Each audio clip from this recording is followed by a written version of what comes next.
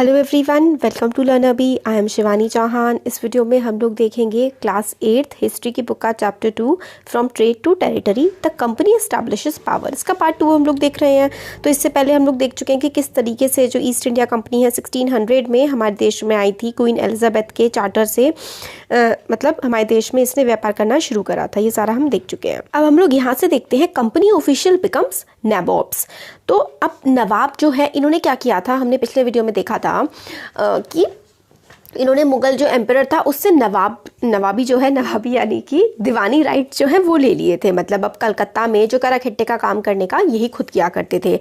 अब इनको नवाब्स कैसे बोला जाने लगा, तो क्या हुआ था कि कंपनी ने, जो कंपनी थी ईस्ट इंडिया कंपनी, पहले अंग्रेजी सरकार यहाँ नहीं आई थी, पहले एक कंपनी आई थी। उस कंपनी ने इंडिया में काफ़ी सारी पावर, काफ़ी सारी ताकत हासिल कर रही थी और अथॉरिटी, काफ़ी उनका रुतबा यहाँ पर चल गया था। बट क्या इसका कोई और भी मतलब था? कंपनी के जो सर्वेंट थे ना, मतलब कंपनी में जो लोग काम करते थे, उन्होंने they began to have visions of living like nawabs. उनकी मतलब विजन होने लगी कि अब वो नवाबों की तरह जिंदगी जिएंगे। तो जब बैटल ऑफ प्लासी हो गया था, ठीक है, द एक्चुअल नवाब जो है, बैटल ऑफ प्लासी के बाद जो असली नवाब थे वो तो मतलब उनको लैंड वगैरह सब कुछ देना पड़ा था and was some of money as personal gift to companies official. तो काफ़ी सारा पैसा मतलब बैटल ऑफ प्लासी के बाद काफ़ी सारा पैसा देना पड़ा था नवाब को, अंग्रेज़ों को, और अंग्रेजी सरकार जो थी, मतलब अंग्रेज़ों को यानी कि जो कंपनी थी ना, ईस्ट इंडिया कंपनी को देना पड़ा था। और उसके अंदर जो काफ़ी सारे लोग काम कर रहे थे उनको भी नवाब को काफ़ी सारे पैसे देने पड़े थे। तो रॉबर्ट क्लाइव जो थे ना, उसने खुद भी काफ़ी सारा फॉर्च्यून इकट्ठा कर लिया था, मतलब काफ़ी सारे पैसे उसने इंडिया से इकट्ठे कर लिए थे। और he had come to Madras वो इंग्लैंड से आया था, जो रॉबर्ट क्लाइव था 1743 में, जब वो 18 साल का था। और 1767 में जब वो इंडिया छोड़ करके गया तो उसकी वर्थ थी पॉन्ड 401 OMG। मतलब आप समझ लीजिए कहीं, मतलब बहुत ही ज़्यादा, ये कई करोड़ का ये नंबर है, इतनी ज़्यादा थी। Interestingly he was appointed governor of Bengal in 1764 में उसको बंगाल का गवर्नर अपॉइंट किया गया था। किसको? रॉबर्ट क्लाइव को। और उससे कहा गया था कि जो करप्शन फैला हुआ है ना कंपनी में, भ्रष्टाचार फैला हुआ है, इसको ख़त्म करें। मगर फिर 1772 में उसको ही भ्रष्टाचार के लिए उस पर केस चलने लगा था और उसने सुसाइड कमिट कर लिया था 1774 में। तो जो रॉबर्ट क्लाइव था, जिसने पूरा का पूरा प्लासी का युद्ध अंग्रेजों को जिताया था, इस पर ही केस चल गया था करप्शन का और 1774 में इसने आत्महत्या कर ली, सुसाइड कर लिया। हाउएवर सारे के सारे कंपनी ऑफिशियल्स जो थे उतने पैसे नहीं बना पाए थे जितने क्लाइव ने बना लिए थे। काफ़ी सारे लोगों की यहाँ पर डेथ हो गई थी क्योंकि इंडिया में जो बीमारियाँ फैली हुई थी या फिर लड़ाइयों के बाद, ठीक है। राइट टू रिगार्ड ऑल, और ये भी सही नहीं था कि सबको हम लोग करप्ट या फिर डिसऑनेस्ट ही कहें। काफ़ी सारे लोग जो थे वो काफ़ी हम्बल बैकग्राउंड से, मतलब काफ़ी गरीब घरों से वो आए हुए थे। And their uppermost desire ये थी, सबसे बड़ी डिज़ायर उनकी यही थी कि इंडिया में आकर के वो पैसा कमाएं और ब्रिटेन में जा कर के वो अपनी कंफर्टेबल आराम से ज़िंदगी बिताएं। और जो लोग इंडिया से खूब सारा पैसे कमा करके वहाँ इंग्लैंड में पहुंच जाते थे, वो अपनी रिचेस के बारे में, अपने पैसों के बारे में खूब फ्लॉन्ट करते थे, मतलब खूब बखान करते थे अपने पैसे के बारे में।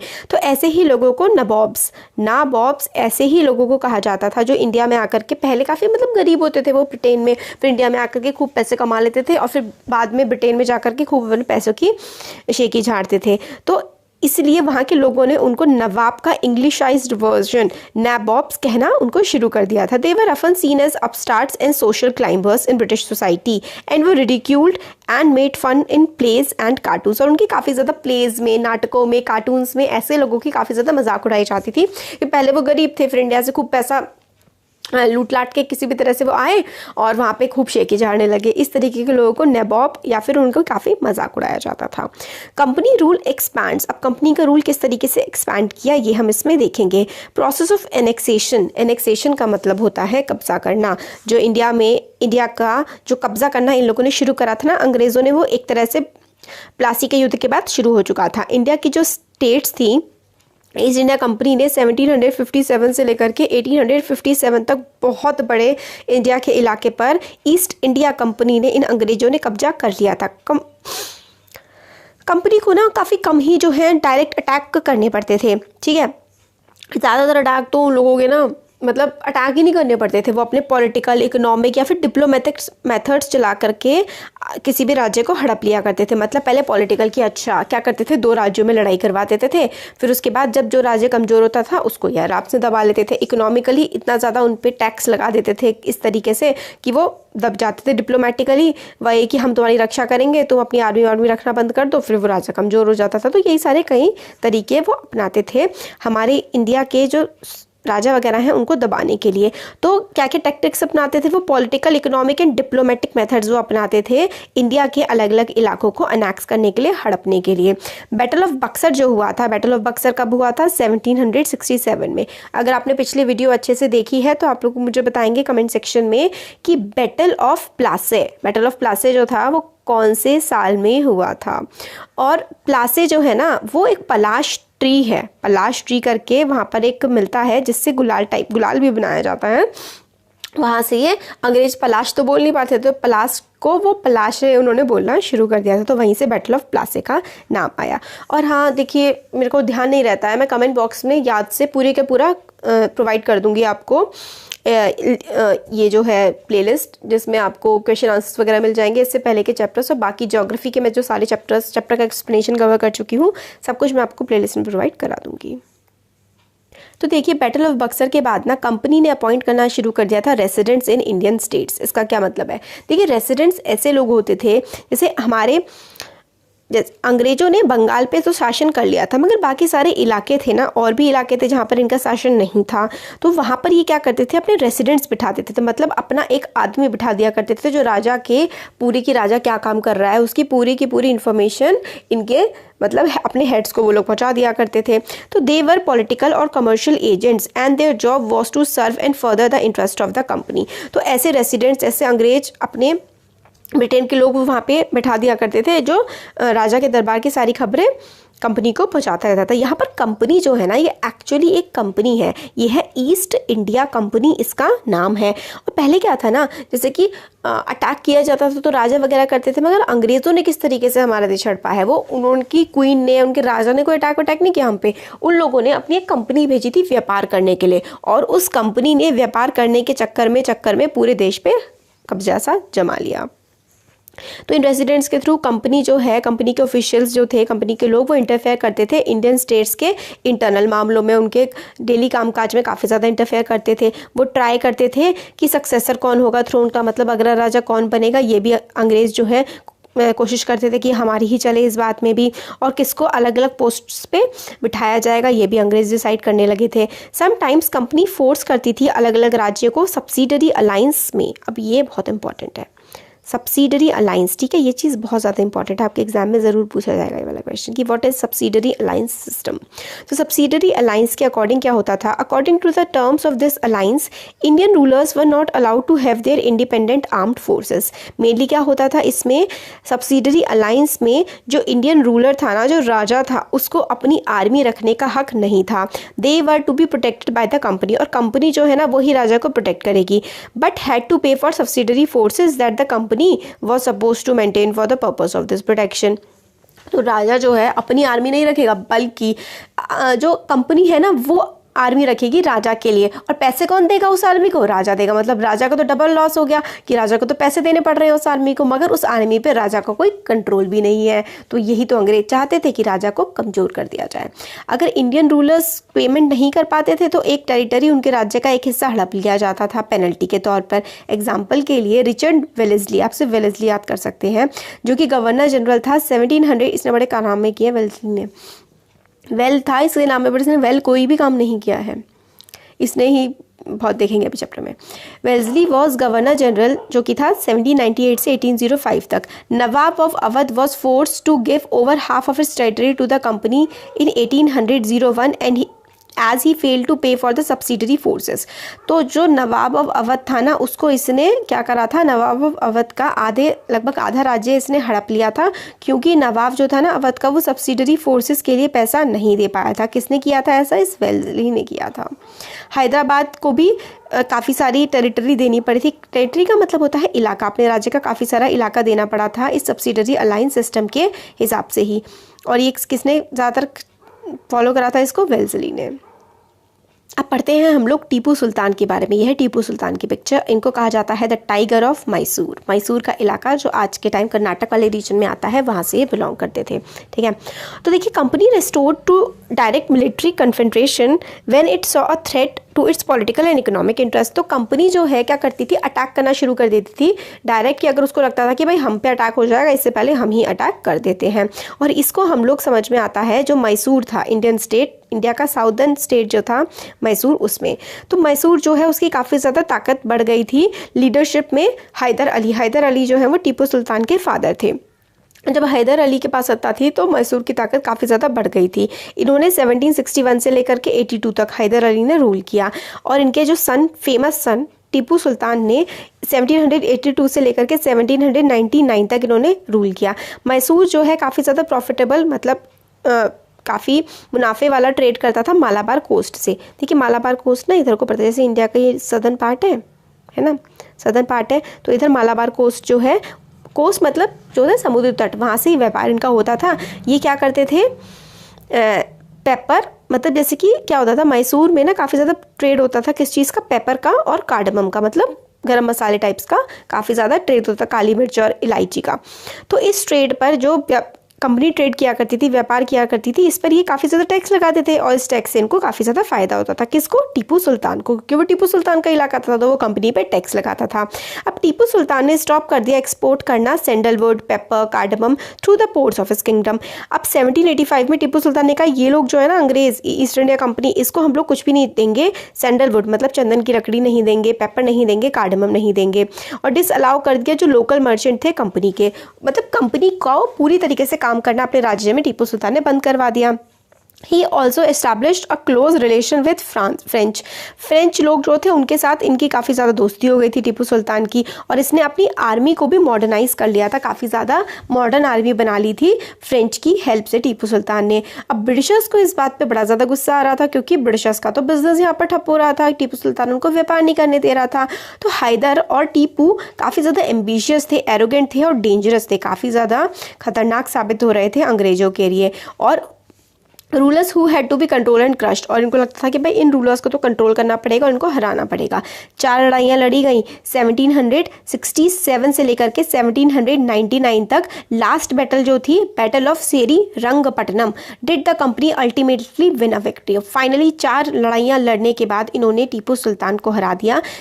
ये इंपॉर्टेंट है, बैटल ऑफ सेरी रंगपट्टनम। तो सेरी रंगपट्टनम की जो बैटल थी वो मैसूर की जो 4 बैटल्स हुई हैं उसमें चौथी थी, और इसमें कंपनी फाइनली जीत गई और टीपू सुल्तान जो है हार गए अपनी कैपिटल सेरी रंगपट्टनम में।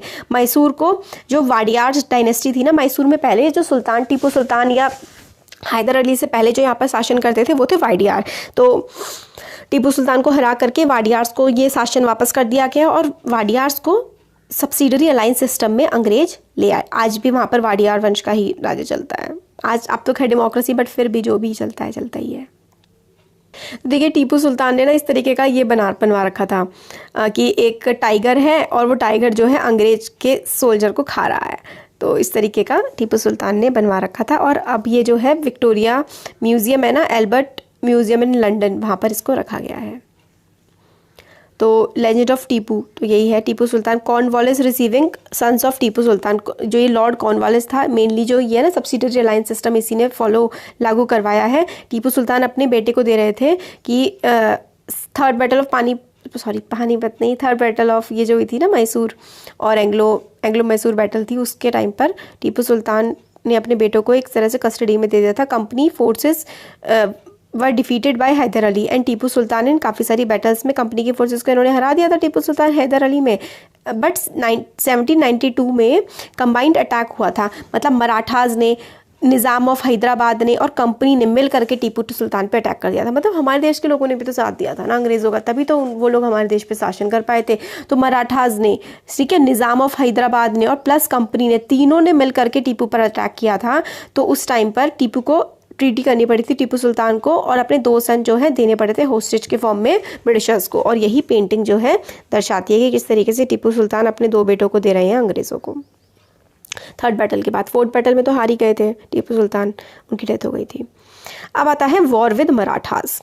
पहले मराठास का साथ लिया टीपू सुल्तान को हराने में, फिर जब खुद ताकतवर हो गए, टीपू सुल्तान मर गया, तो अब मराठास खुद चढ़ दिए इन पे, अब अंग्रेज़ों ने फिर मराठाओं से भी खूब दुश्मनी कर ली। फ्रॉम 18th सेंचुरी से कंपनी जो है sought to curb eventually destroy Maratha power. अब उन्होंने सोचा कि मराठास ही बड़े बचे, अब इनको भी हमें डिस्ट्रॉय करना है, ख़त्म करना है। और मराठास की जो है थर्ड बैटल ऑफ पानीपत जो हुई थी 1761 में, मराठास का जो ड्रीम था ना दिल्ली पर रूल करने का, वो शैटर्ड हो गया था, मतलब टूट गया था। और काफ़ी सारी स्टेट्स में अब मराठा जो है वो बट गए थे। इनके जो सरदार होते थे वो अलग अलग डायनेस्टीज़ को बिलोंग करते थे, जैसे कि सिंधिया, होलकर, गायकवाड़, भोसले, ठीक है, अलग अलग डायनेस्टीज़ को बिलोंग करते थे। फिर अब मराठास मतलब क्या हो गया था ना, पहले एक था ज़्यादातर, बट फिर ये काफ़ी सारे टुकड़ों में ना बट से गए थे मराठास भी। उनके चीफ्स जो है ना वो काफ़ी सारी कन्फेडरेसी हेल्ड करते थे under a Peshwa, principal minister, prime minister type का आप कह सकते हैं पेशवा को, who become its effective military and administrative head based in Pune. Mahadji, Sindhia, Nana Phadnavis were the two famous Maratha soldiers and statesmen of the late 18th century. तो ये जो होते थे ना कन्फेडरेसी जो होता है, इसका मतलब होता है अलायंस, मतलब ये सारे के सारे सिंधिया, होलकर, गायकवाड़, भोसले, ये सारे इकट्ठा होकर के मराठास की एक तरह से सत्ता का वो करते थे कि हम सब मराठास हैं। मराठास का एक ग्रुप था पूरा का पूरा, तो अलग अलग इलाकों में राज करते थे। तो इसमें सबसे ज़्यादा जो पेशवा होता था ना वो सबसे ज़्यादा इंपॉर्टेंट पर्सन होता था। Marathas were subdued in a series of war. Marathas को सीरीज ऑफ वॉर, कई सारी अंग्रेज़ों ने लड़ाइयाँ लड़ी, उसके बाद ही ये मराठास को अंग्रेज दबा पाए थे। फर्स्ट वॉर जो हुई थी ना वो 1782 में ख़त्म हो गई थी with the treaty of Salbai. There was no clear victor. तो मतलब 1782 में जो ट्रीटी ऑफ सालबाई हुई थी, किसके बीच हुई थी? ये हुई थी अंग्रेज़ों के और मराठास के बीच में। इसमें समझ नहीं आया था कि एक्चुअली में जीता कौन है। सेकेंड एंग्लो मराठा वॉर जो है वो 1803 से 05 के बीच में हुई थी अलग अलग इलाकों में।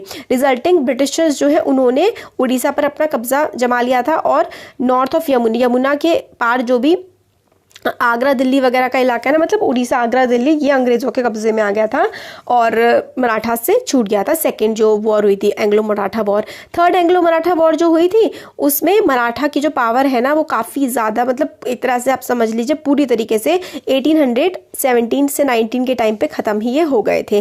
पेशवा को हटा दिया गया और बेतुर भेज दिया गया कानपुर के पास, और उसको पेंशन पे रखा गया। फिर कंपनी ने now had complete control over territory south of Vindhyas. मतलब विंध्यास है ना मध्य प्रदेश में आता है, विंध्यास के साउथ में पहले मराठास थे, फिर मराठास को भी हरा दिया गया थर्ड एंग्लो मराठा वॉर पे। पूरा का पूरा साउथ इंडिया अंग्रेज़ों के कब्जे में आ गया था।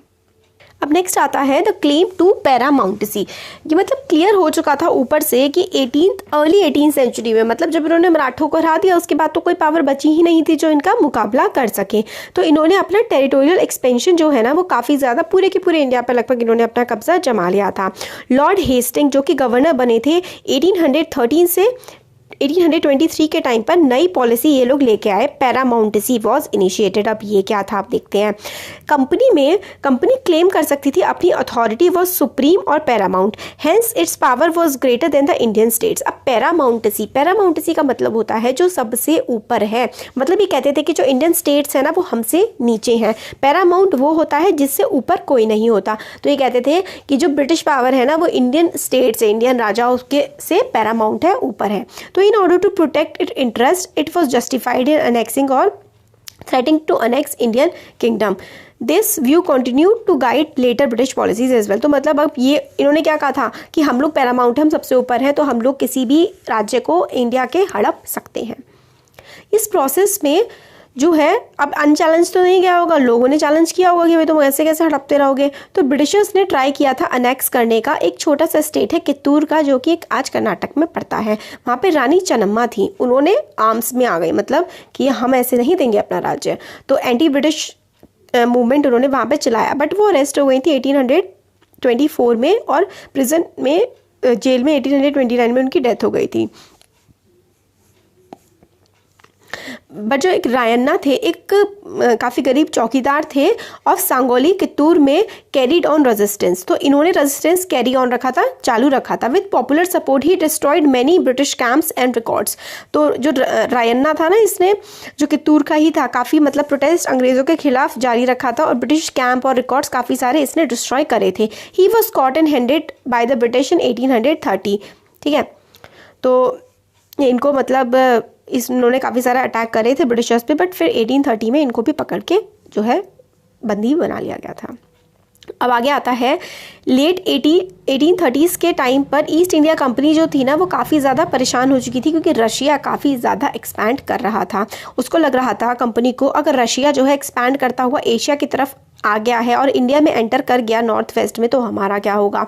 अब इस डर से ब्रिटिश चाहते थे कि अपना जो नॉर्थ वेस्ट वाला पार्ट है ना, वो हम सिक्योर कर लें। नॉर्थ वेस्ट का ये पार्ट है, देखिए सपोज करिए इंडिया है, अरे यार आप जैसे कि ये ऐसे करके इंडिया है ना, ऐसे करके तो थोड़ा बहुत सही सा कुछ बन रहा है ना। हाँ, तो ये वाला जो पार्ट है ना, जहाँ पे पंजाब और ये वाला जो रीजन है, पंजाब राजस्थान इधर वाला, ये नॉर्थ वेस्ट पार्ट है इंडिया का। ठीक है, और पाकिस्तान वाला पार्ट भी पहले इंडिया में आता था, तो वो भी नॉर्थ वेस्ट पार्ट था। तो इन्होंने सोचा कि कहीं नॉर्थ वेस्ट पार्ट से रशिया जो है इंडिया में एंटर ना कर जाए, तो हम नॉर्थ वेस्ट पार्ट को सिक्योर कर लें। तो इन्होंने सोचा They fought a prolonged war with Afghanistan between 1838 से 42 में and establish indirect control rule of company थे। मतलब फिर अफगानिस्तान से इन्होंने लड़ाई वगैरह करी और अपना एक तरह से इनडायरेक्ट सा कंट्रोल अफगानिस्तान पे चला लिया। सिंध जो है was taken over in 1843। Sindh जो है ना पाकिस्तान में आता है, नॉर्थ वेस्ट पार्ट था पहले इंडिया का वो। नेक्स्ट इन लाइन वर पंजाब। तो सिंध पर इन्होंने कब्जा कर लिया अंग्रेजों ने 1843 में। फिर पंजाब पे प्रेजेंस कर लिया। जब महाराजा रणजीत सिंह थे ना, उस टाइम तक तो कंपनी कुछ नहीं कर पाई, बट जब रणजीत सिंह की डेथ हो गई 1839 के बाद, तो 2 प्रोलॉन्ग्ड वॉर्स हुई वर फॉर्ड विद सिख किंगडम, और अल्टीमेटली 1849 में पंजाब को भी अनेक्स कर लिया गया, अपने कब्जे में ले लिया गया। तो 1849 तक आते आते पंजाब को भी अंग्रेजों ने अपने कब्जे में ले लिया था। अब आता है doctrine of lapse. This is very important. ठीक है, ये वाला ये भी बहुत जैसे कि हम लोगों ने देखा था ना, एनेक्सेशन वाला जो था पार्ट, वो भी काफ़ी इंपॉर्टेंट था। अब ये पैरामाउंटेसी भी इंपॉर्टेंट है, और ये डॉक्ट्राइन ऑफ लैप्स जो है ये भी काफ़ी ज़्यादा इंपॉर्टेंट है। फाइनल वेव जो एनेक्सेशंस की मतलब हड़पने की आई थी, वो आई थी डलहौजी के टाइम पे। डलहौजी गवर्नर जनरल बना था 1848 से लेकर के 1856 के टाइम के लिए। उसने ऐसी पॉलिसी बनाई थी जिसका नाम था doctrine of lapse. He devised a policy that came to be known as Doctrine of Lapse। किसने बनाई थी डॉक्ट्रिन ऑफ लैप्स? डलहौजी ने। तो इस डॉक्ट्रिन के अंदर इंडियन रूलर की अगर डेथ हो जाती है और उसका कोई मेल एयर नहीं होता, मतलब उसका कोई बेटा नहीं होता है, बायोलॉजिकल सन नहीं होता है, तो वो किंगडम जो है ना, आप किसी को भी नहीं मिलेगी, वो किंगडम अंग्रेजों की हो जाएगी। इस नाम पर डॉक्ट्रिन ऑफ लैप्स, लैप्स हो जाएगी मतलब टूट जाएगी, हट जाएगी। डॉक्ट्रिन ऑफ लैप्स के नाम पर उसने काफ़ी सारे इलाकों को हड़पा, जैसे कि सतारा को। ये बहुत इंपॉर्टेंट है कि डॉक्ट्रिन ऑफ लैप्स के नाम पर सबसे पहला जो स्टेट उसने हड़पा था अंग्रेजों ने और ये डलहौजी ने, ये था सतारा। सतारा कब हड़पा था उसने, ईयर भी इंपॉर्टेंट है। 1848 में इन्होंने डॉक्ट्रिन ऑफ लैप्स के नाम पर सतारा को हड़प लिया था। डॉक्ट्रिन ऑफ लैप्स क्या था? इसके अकॉर्डिंग अगर कोई राजा मर जाता है और उसका कोई अपना सगा बेटा नहीं होता है, तो वो राज्य हड़प लिया जाएगा अंग्रेजों के द्वारा। अंग्रेज हड़प लेंगे उस राज्य को। किस राजा को हड़पा इस नाम से? और सतर, संबलपुर, उदयपुर, नागपुर और झांसी के बारे में तो हमें पता ही है ना। तो सतारा, संबलपुर, उदयपुर, नागपुर, झांसी, इस तरह से इन्होंने हड़पा था। फाइनली 1856 में जाकर के कंपनी ने अवध को भी हड़प लिया था। The time the British had an added argument, they said, अब अवध को भी उन्होंने हड़पा, बट उन्होंने ये भी कहा कि ऑब्लाइज थे भाई, वो मतलब जो अवध था ना, वो इतनी मिस गवर्नमेंट कर रहा था, वहाँ का जो नवाब था ना, वो बिल्कुल लोगों पर बहुत ही ज़्यादा अत्याचार कर रहा था, और इसलिए हमने अवध को हड़प लिया। तो भाई ये जो था ना, ये आर्ग्यूमेंट सही नहीं था, क्योंकि कौन सा इन्होंने अत्याचार ना किए, मतलब नहीं किए है ना अंग्रेज़ों ने भी तो बहुत ज़्यादा परेशान किया लोगों को। और फिर 1857 का रिवोल्ट हो गया था, जिसके बारे में हम इलेबोरेटली काफ़ी अच्छे से इस बुक में पढ़ेंगे आगे के चैप्टर्स में। तो जो डॉक्ट्रिन ऑफ लैप्स की पॉलिसी थी ना, ये सबसे पहले लगाई गई सतर पे 1848 में। और अगर क्यों कि राजा मर गया और उसका कोई अपना बेटा नहीं है, तो अंग्रेज उस राज्य को हड़प लेंगे। ये थी डॉक्ट्रिन ऑफ लैप्स की पॉलिसी, और स्टार्ट की गई थी डलहौजी ने। डलहौजी गवर्नर जनरल था 1848 से लेकर के 1856 तक। अब आता है नेक्स्ट, ये देखिए इंडिया रेड वाला 1797 में सिर्फ और सिर्फ जो है ना येलो वाला पार्ट इंडिया का ब्रिटिशर्स के कंट्रोल में था, और 1840 आते आते देखिए कितना सारा येलो वाला पार्ट इनके कंट्रोल में आ गया 1840 आते आते। अब ये देखिए 1857 में येलो वाला पार्ट कितना सारा इलाका इन्होंने अपने कब्जे में ले लिया था। ये डायरेक्टली अपने कब्जे में लिया था, बाकी सारे ये जो इलाके दिख रहे हैं ना ये इनडायरेक्टली इनके कब्जे में थे, मतलब इन राजा वाजा जो है इनकी बात मान लिया करते थे। ये था इनका setting up a new administration. अब नई एडमिनिस्ट्रेशन, देखिए वीडियो काफ़ी बड़ा हो गया है, 25 मिनट्स का हो गया है और इसमें भी अभी 10 मिनट और लग जाएंगे, तो ये काम करते हैं नेक्स्ट वीडियो में देख लेते हैं इसको, क्योंकि चैप्टर काफ़ी बड़ा था ना, इसलिए थोड़ा सा लेंदी वीडियोस हो गई। तो कैसा लगा वीडियो ज़रूर बताइएगा, अच्छा लगा तो लाइक करिए, चैनल को सब्सक्राइब करिए, अपने फ्रेंड्स के साथ भी शेयर करिए। Thank you.